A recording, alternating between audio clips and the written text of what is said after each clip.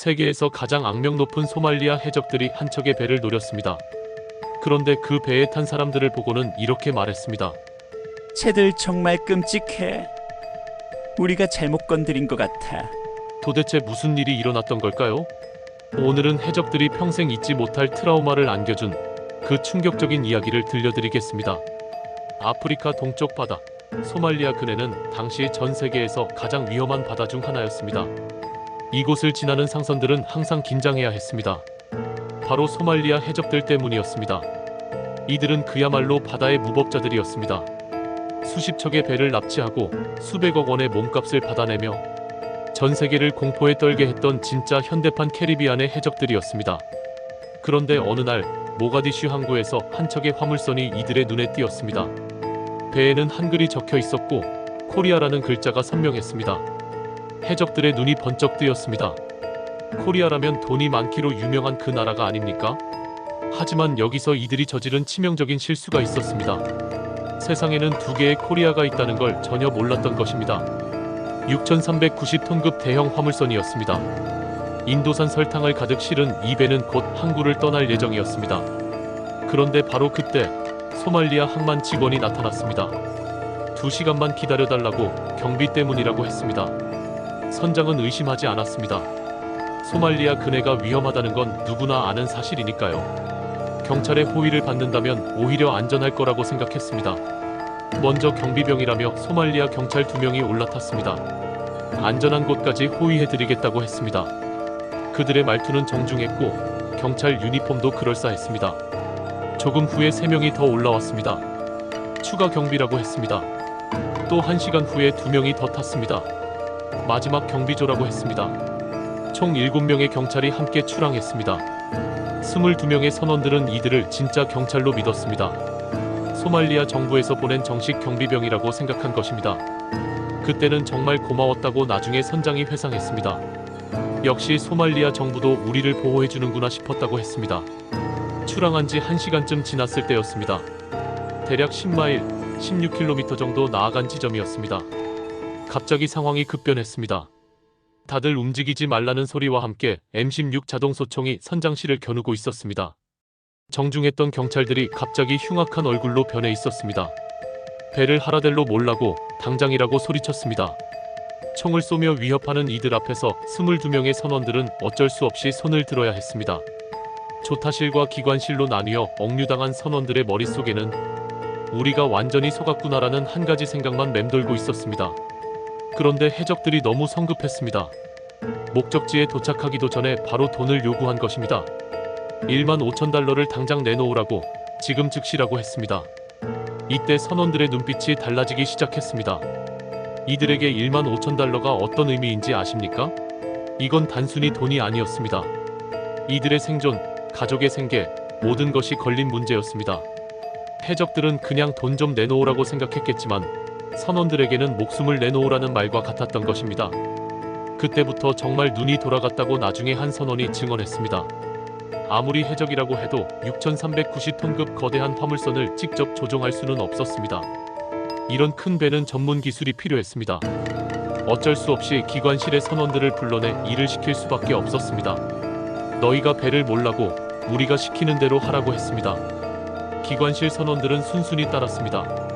적어도 겉으로는 말입니다. 네, 알겠다고, 천천히 가겠다고 했습니다. 하지만 속으로는 다른 계획을 세우고 있었습니다. 목적지까지 1시간 30분 정도 남았을 때 갑자기 엔진 소리가 멈췄습니다. 엔진이 고장났다고 했습니다. 총을 든 해적 2명이 급히 기관실로 내려왔습니다. 뭐가 문제냐고 빨리 고치라고 했습니다. 지금 수리하겠다고 답했습니다. 선원 2명은 엔진을 만지작거리며 수리하는 척했습니다. 해적 2명은 총을 들고 바로 옆에서 감시했습니다. 그런데 바로 그 순간 해적들이 잠깐 방심한 그 찰나였습니다. 기관실에 있던 선원 2명이 동시에 달려들었습니다. 순식간에 총 2정을 빼앗았습니다. 해적들은 완전히 당황했습니다. 설마 맨손으로 총을 든 자신들에게 달려들 줄은 꿈에도 몰랐습니다. 총을 빼앗긴 선원들이 갑판으로 올라왔습니다. 다른 선원들과 선장이 합류했습니다. 이제 상황이 완전히 바뀌었습니다. 북한 선원 3명과 총 2정, 소말리아 해적 5명과 총 5정의 대치였습니다.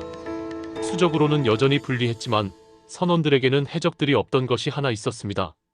절박함이었습니다. 그때부터 진짜 전쟁이 시작됐습니다. 갑판에서는 선원들이, 높은 조타실에서는 해적들이 서로를 향해 총을 쏘기 시작했습니다. 항복하라는 말로 해적들이 소리쳤습니다. 절대 안 된다며 15,000달러를 내어줄 수 없다고 선원들이 응답했습니다. 총탄이 빗발치듯 쏟아졌습니다. 배 곳곳에 총탄 자국이 남았고 유리창은 박살났습니다. 해적들이 밀리기 시작하자 더 극단적인 방법을 시도했습니다. 다 같이 죽자고 하며 조타실에 불을 지르려고 했습니다. 하지만 이것마저 실패했습니다. 그렇게 20시간이 흘렀습니다. 20시간 동안 계속된 총격전이었습니다. 마침내 해적들이 백기를 들었습니다. 그만하겠다고 항복한다고 했습니다. 그때가 정확히 다음날 오후 4시 30분이었습니다. 구조 요청을 받고 달려온 미군 함정 윌리엄스 호가 현장에 도착했을 때 그들이 본 광경은 정말 충격적이었습니다. 갑판에는 총탄 자국이 여기저기 남아 있었고 피비린내가 났습니다. 공식 발표에 따르면 해적 7명 중 2명이 사망하고 5명이 생포되었습니다. 선원 3명이 총상을 입었고 6명이 경상을 입었습니다. 하지만 여기서 끝이 아니었습니다. 나중에 소말리아 해적 근거지를 취재한 한 기자가 들려준 이야기가 있습니다. 해적들 사이에서는 완전히 다른 버전이 돌고 있었습니다. 12명이 죽었다는 것이었습니다. 해적들의 증언에 따르면 그날은 새로 벤츠 엔진을 장착한 고속정으로 첫 출동하는 날이었다고 합니다. 의기양양했던 것입니다. 오늘은 대박 날이야. 코리아 배 하나 털어서 크게 한번 해보자고 했다는 것입니다. 그런데 갑자기 그 사람들이 상의를 벗고 칼을 들고 달려들었다는 것입니다. 총을 빼앗기고 자신들이 오히려 총에 맞아서 12명이나 죽었다고 했습니다.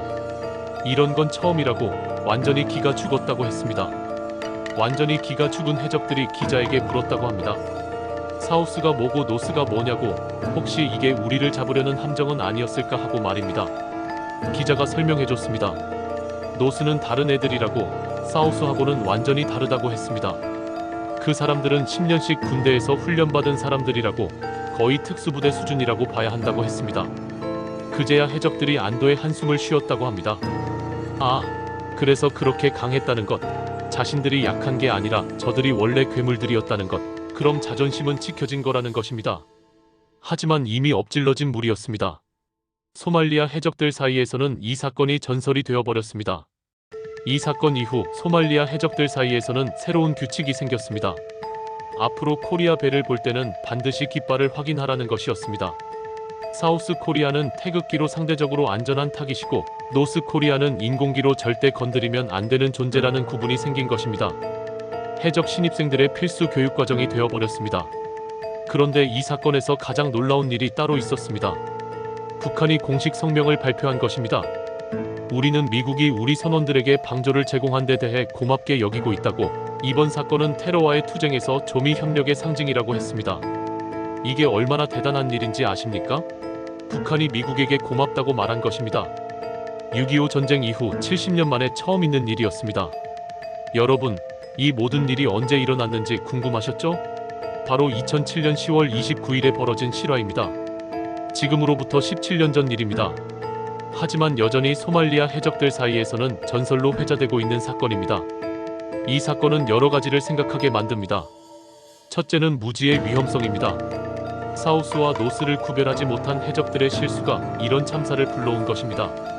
둘째는 절박함의 힘입니다. 15,000달러를 지켜야 한다는 절박함이 평범한 선원들을 전사로 만들었습니다. 셋째는 예상치 못한 결과입니다. 쉬운 타깃이라고 생각했던 배가 오히려 가장 위험한 상대였던 것입니다. 안타깝게도 이런 흥미진진한 이야기들은 더 이상 볼 수 없게 되었습니다. 제재가 강화되면서 북한 상선들이 멀리 나가기 어려워졌습니다. 배들도 너무 낡아서 서해를 벗어나기 힘든 상황입니다. 하지만 이 대홍단호 사건은 여전히 해양사의 길이 남을 전설로 기록되어 있습니다. 세상에서 가장 무서운 해적들을 벌벌 떨게 만든 이 사건, 쟤들 정말 끔찍해라고 말했던 소말리아 해적들의 그 한마디가 이 모든 이야기를 압축해서 보여주는 것 같습니다. 때로는 작은 실수 하나가 인생을 바꿔버릴 수도 있다는 교훈을 남긴 사건이었습니다. 오늘 이야기 어떠셨나요? 끝까지 들어주셔서 감사드리며 세상에 일어나는 흥미로운 소식들로 또다시 찾아뵙겠습니다. 여러분의 구독과 멤버십 가입은 채널 운영에 큰 도움이 됩니다. 감사합니다.